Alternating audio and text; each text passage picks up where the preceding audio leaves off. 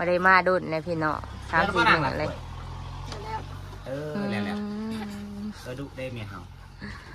บ่ได้พาเมียไปลินไซอีกบ่อีนางมันจะไปอีนางไปลินไซเลยมันจะไปตลอดมันไปตลอดพุ่นเนาะดอยโอ้ม่วนได้เนาะแต่เฮาบ่มีเงินน่ะบ่มีเงินดอยเป็นเท่าใดเลยยังเงิน50เฮาตังเลยเอาอีหยังให้เงินเมีย50,000พี่น้องเอ้ยเจ้าซื้อ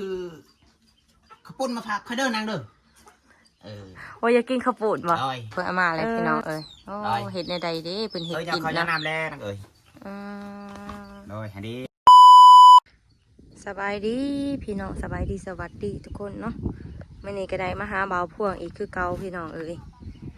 มายะเพิ่นปีใหม่เนาะว่าเพิ่นสิไปหลินไสเนาะพี่น้องเพิ่น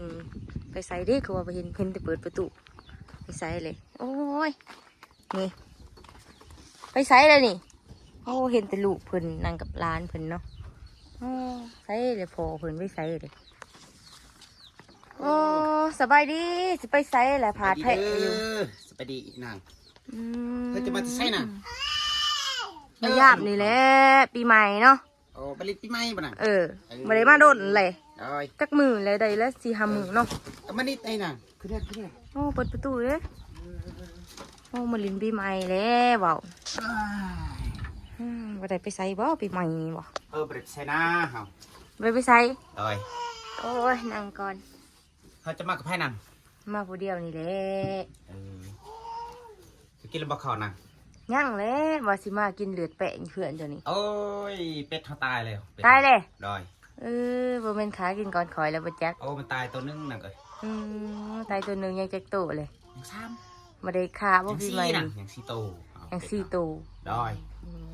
เมียไปใส่เลยนางอยู่ไหนอยู่ไหนได้สั่งเลยให้กินพ่อกำลังแล้วกินข้าวได้ยังเลยกินเลยโอ้กินชิ้นงัวว่าบุญก็กินสินงัวเนาะบ่เป็นชิ้นงัวเฮาได้ดังเฮาไผเลยไม่เท่าเอามาให้โอ้แม่เฒ่าเอามาให้ดอยเฮาบ่มีเงินซื้อเฮากินน้ำแม่เฒ่าบ่ดอยเนาะกินน้ำแม่เฒ่าเฮาไปลินไซเด้สงกรานต์บ่มีมันไปนะเฮาไปใส่อีนั่งเอามันติไง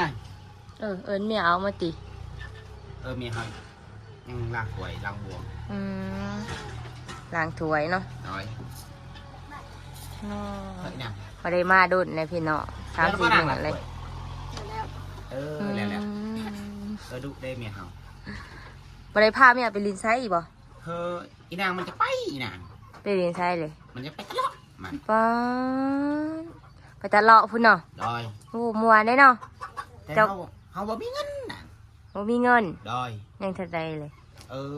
บ่มีนะบ่มีบ่ปีใหม่ดอยมีเงิน50ยัง50,000ดอยยัง50,000เนาะสิเพาะบ่น้ำมันก็แพงเด้อเดี๋ยวนี้จักแล้วนางเอ้ยจะสิไปกับไผนางจะสิไป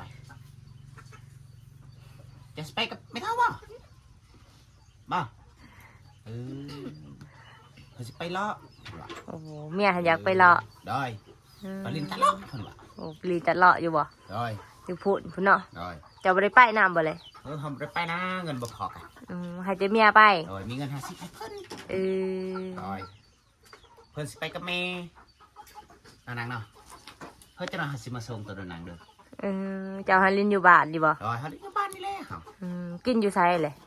กินอยู่นี่แหละเฮาจักมื้อแล้วมื้อนี้บ่เขาเอาลงผ่าอาหารบ้านเจ้าดอยมื้อนี้แหละมื้อนี้เนาะดอย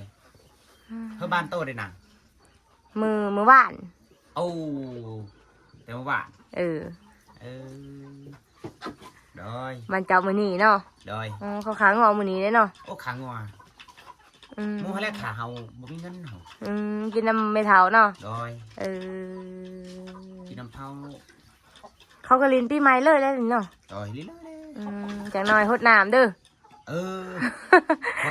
ลินปีใหม่สิหนีผู้ไกลกันลายได้พี่น้องสิมากินอยู่นี่แหละก็มันบ่ทันใหญ่นะปลาให้มันใหญ่กันบ่ดอย ไก่ครับทันใหญ่ ไก่กับว่าหันใหญ่เนาะ rồi xây nàng là bay lý à để bay lý bao nè hàm mi ngân du เบิ่ง50ก็สิให้เมียซะบ่ rồi nhưng ngân 50 hảo ใส่ลูกบ่ได้มานำบ่เลย hơi nàng gì này บ่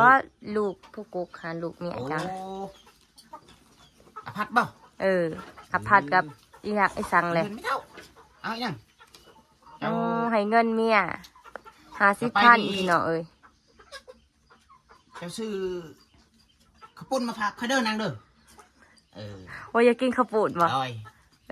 บ่อยากกินแนวอื่นบ่ เพื่อนในเฮือนมีแต่50,000เงิน ให้เมียซ้ำ rồi เจ้าดิ họบอกเอานะ เจ้าว่าเอา rồi ให้สิไปได้ได้แล้วบ่มีเงิน เงินไปให้เมียเบิดเลย ไปเลาะเด้ไปลินน้ำมูเหรอ โอ้ไปตูดหมู่ เพิ่มประตูดอก แฮะบ่มีเงินได้ใดซะ เพิ่มมูลีอ่ะ มูเลีย หักกินน้ำมูซื้อๆนะเฮาประตูดอกเหรอ มูเลียกเนาะ rồi เพิ่น ลูกเฮา ลูกขึ้นมาแล้วพี่น้องโอ้พาดแท้สิไปชงพระบ่นี่ป้านางเจ็บจะมาจะใช่น่ะ พ่นสิไปส่งพระบ่เลย อันนี้นั่งนี่นั่งกับแม่พี่สร้างเลย มานั่งนี้นั่งกับพ่อ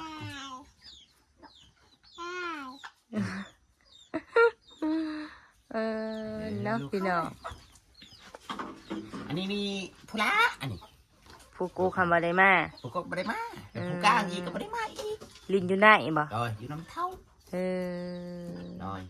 ไปผู้นี้เห็นอยู่น้ำเจ้า rồiมื้อนี้แหละไปลินน้ำเพิ่น ลินน้ำไผ่ ลินน้ำไม่เท่า โอ้ไปยังเลยไปลินซื่อๆนี่ rồi ไปสมาเพิ่นบ่ บ้านา บ่ได้สมาบ่ บ่มีเงินนาเฮา สมาซื่อๆปีใหม่ดิ บางเทือกอะมาแล้วนะหักมาจากหน้าเฮาบ่เคยหน้านะ บ่เคยบ่ rồi บ่เคยบ่เทื่อบ่เลย rồi ลองเลยบ่ ừ ได้บุญเลยสมาพ่อแม่ยามปีใหม่ ไปนั่งนำพ่อแม่เจ้าไป มา นั่งนี่ไป นี่มานั่งนี่ nè พุ่นหนีไพ่เลยร้านมารีน้ำ rồi đàn không ร้านเจ้าเนาะ rồi ลูกนี่กินแล้วบ่เขากินเลย rồi kịp xin quá